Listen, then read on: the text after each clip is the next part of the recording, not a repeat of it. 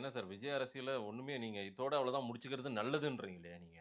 ஆ? Sir விஜய்ங்கிற ஒரு நல்ல ஒரு ப்ராடக்ட்டை கெடுத்து குட்டிச்சவர் ஆக்கிட்டாங்க சார். ஆ.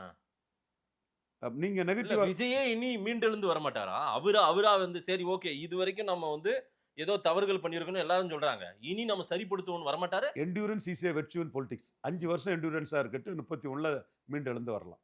அது வரைக்கும் லெட்டர் பேட் மாதிரி தானா? 26க்குள்ள முடியாது. ஆ. நீங்க வந்து கட்சி ஆரம்பிச்சா பாசிட்டிவா வரணும். ஆ. நெகட்டிவ் வன்மம்.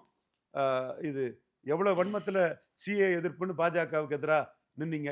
கேண்டிடேட் போட்டிருந்தா ஒரு 4-5 சீட்டாவது இந்தியா கூட்டணி விட்டு வெளியே வந்திருக்கும். இல்ல சார் தமிழ்நாட்டுல நீங்க பிஜேபி ராகுல் காந்திக்கு எதிரா எந்த சீட்டுங்க அடி வாங்கிடக்கூடாதுங்கிறதுக்காக சிஏ எதிர்ப்புன்னு ஒன்றை சொல்லிட்டு 39 காங்கிரஸ் இன்க்ளூசிவ் 39 தான் நீங்க ஆதரவு கொடுத்தீங்க இன்டைரக்டா. ம். பட் உதயநிதி ஸ்டாலின் கப்பல்ல பார்க்க போட்டிருக்கேன்னு பங்கு கேட்ட வந்துருவாருன்னு தெரியும் அவருக்கு. ம். பாம்பின்கால் பாம்பெரியும். அப்போ எத்தனுக்கு எத்தன் கில்லாடிக்கு கில்லாடி நீ என்ன டக்காலிட்டி பண்ணியோ அந்த உள்ள இருந்து அவ்வளோ டக்காலிட்டியும் உங்களோட எல்லா கில்லாடித்தனமும் உள்ள தெரிஞ்ச ஆளு. ம்.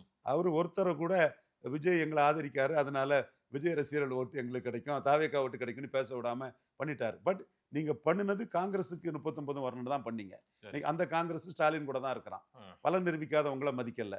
அப்போ there is no place for sentiments in politics. ம். ஜோசப் விஜய்க்கும் சோனியா மோகனுக்கும் சென்டிமெண்ட் நிற்காது.